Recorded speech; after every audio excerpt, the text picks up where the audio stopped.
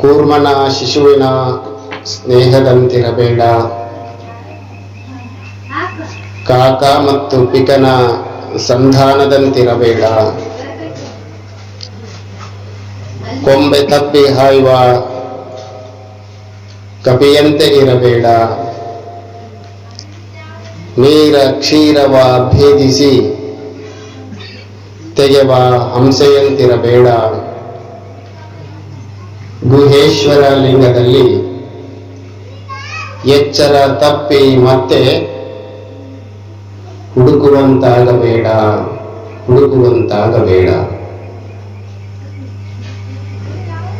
ಪ್ರಭುದೇವರು ಒಂದು ಕಡೆ ಬಹಳ ಸುಂದರವಾಗಿ ಹೇಳ್ತಾರೆ, ಕೂರ್ಮ ಮತ್ತು ಶಿಶುವಿನ ಸ್ನೇಹದಂತಿರಬೇಡ. ಕೂರ್ಮ ಅಂದ್ರೆ ಏನು? ಆಮೆ, ತಾಮೂಲಿ ಅಂತ ಕರಿತೀವಲ್ಲ ಅದು. ಆಮೆ ತನ್ನ ಮಗುವಿಗೆ ಜನನವನ್ನ ಕೊಟ್ಟ ತಕ್ಷಣ ಮಗುವನ್ನ ಹಡೆದ್ಬಿಡ್ತದೆ. ಹಾಡಿದ ತಕ್ಷಣ ಅದು ಏನು ಮಾಡ್ತದಂದ್ರೆ ಲಾಲನೆ ಪೋಷಣೆ ಮಾಡೋದಿಲ್ಲ. ಅದು ಮಗುವನ್ನ ಅದಕ್ಕೆ ಜನ್ಮ ಕೊಟ್ಟು ತನ್ನ ಪಾಡಿಗೆ ತಾನು ಹೋಗಿ ಬಿಡ್ತದೆ. ಇದು ಮಗು ಹುಟ್ಟಿರ್ತದಲ್ಲ, ಅದು ಕೂಡ ತನ್ನ ಪಾಡಿಗೆ ತಾನು ಹೋಗಿ ಬಿಡುತ್ತದೆ. ಆಮೇಲೆ ಹೌದು, ನಾನು ನನ್ನ ಮರಿಗೆ ಜನ್ಮವನ್ನ ಕೊಟ್ಟಿದ್ದೇನೆ, ಅದು ಬೆಳೆಯುವ ಪರ್ಯಂತರವಾಗಿ ನಾನು ಲಾಲನೆ ಮಾಡಬೇಕು, ಪೋಷಣೆ ಮಾಡಬೇಕು ಅಂತಕ್ಕಂಥದ್ದು ಆಲೋಚನೆಯನ್ನೇ ಅದು ಮಾಡೋದಿಲ್ಲ. ಆ ಮರಿ ಕೂಡ ಹೌದು, ನನ್ನ ತಾಯಿ ನನಗೆ ಜನ್ಮವನ್ನ ಕೊಟ್ಟಿದ್ದಾಳೆ, ನನ್ನ ಪೋಷಣೆ ಮಾಡಬೇಕಾಗಿತ್ತು, ಬಿಟ್ಟು ಹೋಗ್ಬಿಟ್ಲಲ್ಲ ಅಂತೇಳಿ ಆ ಮರಿ ಆಮೆ ಕೂಡ ಆಲೋಚನೆ ಮಾಡೋದಿಲ್ಲ. ಅದು ತನ್ನ ಪಾಡಿಗೆ ತಾನು ಜೀವನವನ್ನ ಸಾಗಿಸಿಕೊಂಡು ಹೋಗ್ತಾ ಉಂಟೆ. ಪ್ರಕೃತಿಯ ಒಂದು ವಿಚಿತ್ರ. ಅದೇ ರೀತಿ ಕಾಕ ಮತ್ತು ಪಿಕ. ಕಾಕ ಅಂದ್ರೆ ಏನು? ಕಾಗೆ. ಪಿಕ ಅಂದ್ರೆ ಕೋಗಿಲೆ. ಕೋಗಿಲೆ ಏನ್ ಮಾಡ್ತದಂದ್ರೆ ಮೊಟ್ಟೆ ಇಕ್ತದೆ. ಕಾಗೆನೂ ಮೊಟ್ಟೆ ಇಕ್ತದೆ, ಕೋಗಿಲೆಯೂ ಮೊಟ್ಟೆ ಇಕ್ತದೆ. ಯಾವಾಗ ಕೋಗಿಲೆ ತನ್ನ ಮೊಟ್ಟೆಯನ್ನ ಇಟ್ಟ ಮೇಲೆ ಅದಕ್ಕೆ ಕಾವು ಕೊಟ್ಟು ಮರಿಯಾಗುವವರಿಗೆ ಜೋಪಾನ ಮಾಡಬೇಕು ಅಂತ ಆಲೋಚನೆ ಮಾಡಲ್ಲ ಅದು ಕೋಗಿಲೆ. ಅವು ತನ್ನ ಮೊಟ್ಟೆಗಳನ್ನ ತಗೊಂಡು ಎಲ್ಲಿಕ್ತದದು? ಕಾಗೆಯ ಗೂಡಿನಲ್ಲಿ ಹೋಗಿಕ್ಕತ್ತದು. ಅದು ಮೊಟ್ಟೆಯನ್ನು ಇಡುತ್ತದೆ, ತಗೊಂಡು ಕಾಗೆಯ ಗೂಡಿನಾಗೂ ಇಟ್ಟು ಬರುತ್ತೆ. ಕಾಗೆ ಏನ್ ಮಾಡುತ್ತದೆ? ತನ್ನ ಮೊಟ್ಟೆ ಮತ್ತು ಕೋಗಿಲೆಯ ಮೊಟ್ಟೆ ಒಂದೇ ರೀತಿ ಇರೋದ್ರಿಂದ ಇದು ಕೂಡ ನನ್ನ ಮೊಟ್ಟೆ ಇರ್ಬೋದು ಅಂತೇಳಿ ಅದನ್ನು ಕೂಡ ಬೆಚ್ಚಗೆ ಮಾಡಿ ಅದನ್ನು ಮರಿಯಾಗವು ಮಾಡ್ತದೆ. ಮರಿಯಾಗಿ ಅವುಗಳಿಗೆ ಒಂದು ಗುಡುಗುಗಳನ್ನ ಕೊಡ್ತಾ ಹೋಗ್ತದೆ. ಕೆಲವು ದಿನ ಆದ್ಮೇಲೆ ಗೊತ್ತಾಗ್ತದೆ ಅದಕ್ಕೆ, ಕಾಯಿಗೆ ಇವು ನನ್ನ ಮರಿಗಳು ಅಲ್ಲ ಅಂತ ಹೇಳಿ ಕೆಲವಾರು ದಿನಗಳಾಗಿ ಮರಿ ಬೆಳೀತಾ ಇರ್ಬೇಕಾದ್ರೆ ಗೊತ್ತಾಗ್ತದೆ.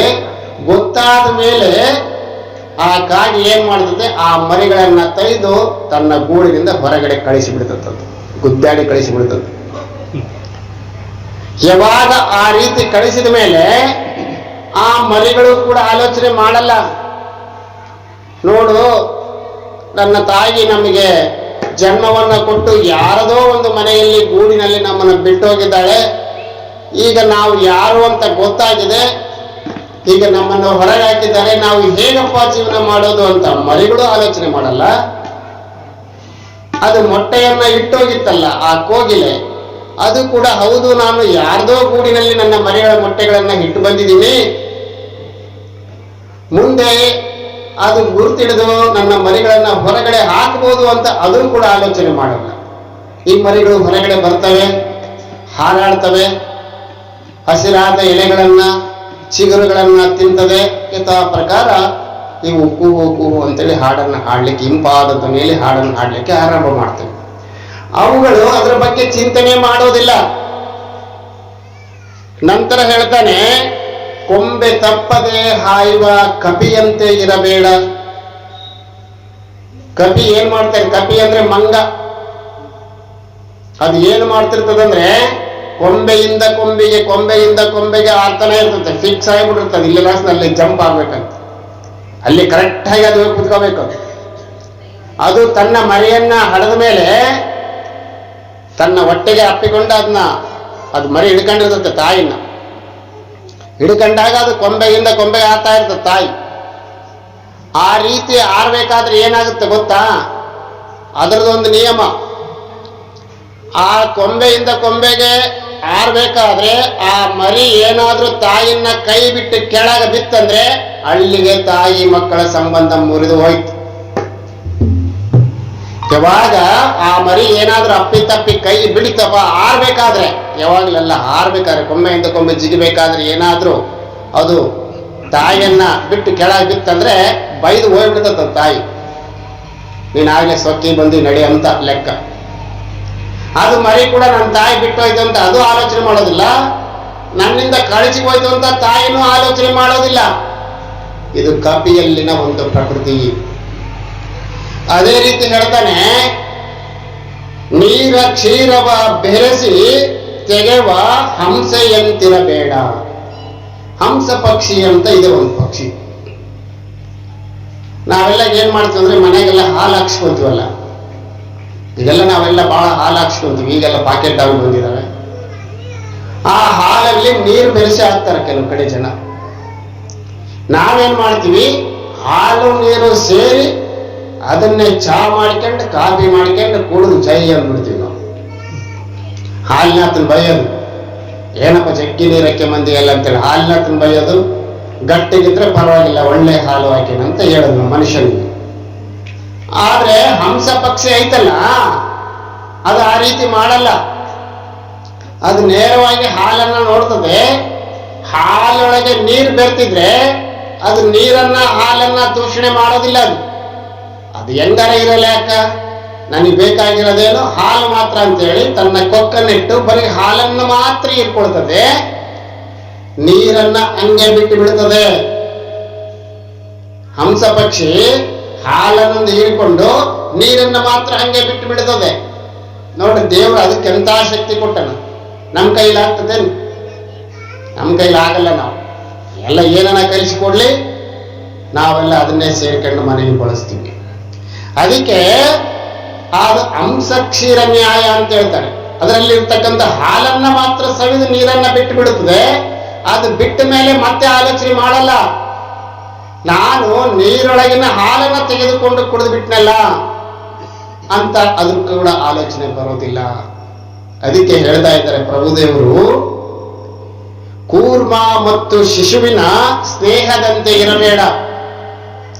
ಅವು ತಾಯಿ ಮಗು ಆಗಿದ್ರು ಕೂಡ ಜನ್ಮವಾದ ತಕ್ಷಣ ತಮ್ಮ ತಮ್ಮ ಸಂಬಂಧಗಳನ್ನ ಕಳೆದುಕೊಳ್ತವೆ. ನೀನು ಆ ರೀತಿ ಲಿಂಗದ ಮೇಲೆ ಇರುವ ಭಕ್ತಿಯನ್ನ ಕಳೆದುಕೊಳ್ಳಬೇಡ. ನಿನ್ನ ದೈವದ ಮೇಲಿರುವಂತಹ ಭಕ್ತಿಯನ್ನ ಕಳೆದುಕೊಳ್ಳಬೇಡ. ಅವು ತಮ್ಮನ್ನ ತಾವು ಬೇರ್ಪಟ್ಟರು ಕೂಡ ಕೆಲವೊಂದು ಸಲ ಆ ಆಮೆಯ ಮರಿಗೆ, ಕೂರ್ಮನ ಮಗುವಿಗೆ ತಾಯಿ ನೆನಪಾಗ್ತಾಳಂತೆ. ನೆನಪಾದಾಗ ಅದು ಮನದಲ್ಲೇ ಆನಂದ ಪಟ್ಟುಕೊಂಡು ಆನಂದವನ್ನ ಪಟ್ಟು ಬಿಡುತ್ತದಂತೆ. ಆ ತಾಯಿಗೂ ಕೂಡ ತನ್ನ ಮರಿಗೆ ನೆನಪಾದಾಗ ಅದು ಮನಸ್ಸಿನಲ್ಲೇ ಆನಂದವನ್ನ ಪಟ್ಟುಕೊಳ್ಳದಂತೆ. ಆದ್ರೆ ಮತ್ತೆ ಸೇರ್ಬೇಕು ಅಂತ ಬರೋದಿಲ್ಲ. ನೀನು ಆ ರೀತಿ ಆಗ್ಬೇಡ. ನೀನು ನಿನ್ನ ಲಿಂಗವನ್ನ ನಂಬಿದೀಯಾ, ನಿನ್ನ ಲಿಂಗ ಭಕ್ತಿಯಿಂದ, ಶಿವ ಭಕ್ತಿಯಿಂದ ನೀನು ವಿಮುಖನಾಗಬೇಡ ಅನ್ನುವಂಥ ಮಾತನ್ನು. ಕಾಕೆ ಪಿಕನ ಸ್ನೇಹದಂತೆ ಅಂದ್ರೆ ಸಂಧಾನದಂತಿರಬೇಡ. ಯಾವ ಕಾಗೆಯ ಗೂಡಿನಲ್ಲಿ ಕೋಗಿಲೆ ಬಂದು ಮೊಟ್ಟೆಯನ್ನು ಇಟ್ಟು ಹೋದ ಮೇಲೆ ಅದು ತನ್ನ ಮರಿಯನ್ನ ತಾನು ಮರೆತು ಜೀವನ ಮಾಡುವಂತೆ ನೀನು ಆಗಬೇಡ. ನಿನಗೂ ಮತ್ತು ಲಿಂಗಾಂಗದ ಸಾಮರಸ್ಯ ನಿರಂತರವಾಗಿ ಇರಬೇಕಾಗ್ತದೆ. ಕೊಂಬೆ ತಪ್ಪಿ ಹಾಯುವ ಕಪಿಯಂತೆ ನೀನಾಗಬೇಡ. ಕೊಂಬೆಯಿಂದ ಕೊಂಬೆಗೆ ಹಾರುವಂತಹ ಕಪಿ ತನ್ನ ಶಿಶು ಕೈ ಬಿಟ್ಟು ಹೋದ ತಕ್ಷಣ ಬಿಟ್ಟು ಹೋಯ್ತಲ್ಲ ಅಂತೇಳಿ ನೀನು ಮರುಗುವಂತೆ ಆಗಬೇಡ. ನೀರ ಕ್ಷೀರವ ಭೇದಿಸಿ ತೆಗೆವ ಹಂಸೆಯಂತೆ ನೀನು ಇರಬೇಡ. ಹೌದು, ಹಾಲಿನೊಳಗೆ ನೀರೊಳಗೆ ಬೆರೆತ ಹಾಲನ್ನು ಮಾತ್ರ ಹೀರಿಕೊಂಡು ಉಳಿದ ನೀರನ್ನ ಕೈ ಬಿಟ್ಟು ಈ ನೀರಿಗೂ ನನಗೂ ಸಂಬಂಧವಿಲ್ಲ ಎನ್ನುವಂತೆ ನೀನಾಗಬೇಡ. ಗುಹೇಶ್ವರ ಲಿಂಗದಲ್ಲಿ ಎಚ್ಚರ ತಪ್ಪಿ ಮತ್ತೆ ಹುಡುಕುವಂತಾಗಬೇಡ ಅಂತ ಮಾತು ಹೇಳ್ತಿದ್ದಾರೆ. ನಾವು ಯಾವ ದೈವವನ್ನ ನಂಬಿರ್ತಾ ಇದ್ದೀವಲ್ಲ, ಯಾವ ಭಗವಂತನನ್ನ ನಾವು ನಂಬಿರ್ತೇವೋ ಆ ಭಗವಂತನನ್ನ ನಂಬಿ ಎಂದಾದರೂ ಒಂದು ದಿನ ಎಚ್ಚರವನ್ನ ತಪ್ಪಿ ಆತನನ್ನ ಮೈಮರೆತು ಪುನಃ ಅಯ್ಯೋ ನಾನು ಭಗವಂತನನ್ನ ನಂಬಿದ್ದೆ, ನನ್ನ ದೈವವನ್ನ ನಂಬಿದ್ದೆ, ನಾನು ಮರೆತು ಬಿಟ್ಟಿರಲ್ಲ, ಎಂಥ ಕೆಲಸ ಆಯ್ತು ಅಂತ ಹೇಳಿ ನೀನು ಕೂಡ ಮರೆತು ಪುನಃ ಹುಡುಕುವಂತಾಗಬೇಡ. ಅಂದ್ರೆ ದೈವದಲ್ಲಿ, ನಿನ್ನ ಲಿಂಗದಲ್ಲಿ, ನಿನ್ನ ಆ ಒಂದು ಭಗವಂತನಲ್ಲಿ ಆತನನ್ನು ಎಂದಿಗೂ ಎಚ್ಚರ ತಪ್ಪಿ ಮೈ ಮರೆತು ನಡೆದುಕೊಂಡು ಹೋಗಿ ಆಮೇಲೆ ಪಶ್ಚಾತ್ತಾಪ ಪಟ್ಟು ಇವೇನು ಪ್ರಾಣಿಗಳೆಲ್ಲ ಅವಾಗ ನೆನೆಸ್ಕೊಂತವಲ್ಲ ಆ ರೀತಿ ನೀನು ಆಗಬೇಡಪ್ಪ ಅಂತೇಳಿ ಯಾವ ಅಲ್ಲಮ ಪ್ರಭುದೇವರು ಎಲ್ಲ ಒಂದು ಭಕ್ತ ಸಮುದಾಯಕ್ಕೆ ಒಂದು ಕರೆಯನ್ನ ಕೊಡ್ತಾ ಇದ್ದಾರೆ. ಇದರಿಂದ ನಾವು ಏನನ್ನ ಅರ್ಥ ಮಾಡಿಕೊಳ್ಬೇಕು ಅಂದ್ರೆ ನಮ್ಮಲ್ಲಿರ್ತಕ್ಕಂತಹ ನಿಶ್ಚಲವಾದ ಭಕ್ತಿ. ಎಷ್ಟು ದೈವವನ್ನು ನಾವು ಆರಾಧನೆ ಮಾಡ್ತೀವಿ, ನಮ್ಮ ಮನಸ್ಸಿಗೆ ನೂರಾರು ದೇವತೆಗಳನ್ನು ಆರಾಧನೆ ಮಾಡ್ತಾ ಹೋಗಿ ನಿಜ ದೈವವನ್ನೇ ಕೊನೆಗೆ ನಾವು ಮರೆತು ಬಿಡುವಂತಹ ಒಂದು ಸ್ಥಿತಿಗೆ ಬರ್ತೀವಿ. ಆ ರೀತಿ ನೀನು ಆಗಬಾರ್ದು ಅನ್ನುವಂತಹ ವಿಚಾರವನ್ನ ಬಹಳ ಸುಂದರವಾಗಿ ಹೇಳ್ತಾ ಹೋಗ್ತಾರೆ.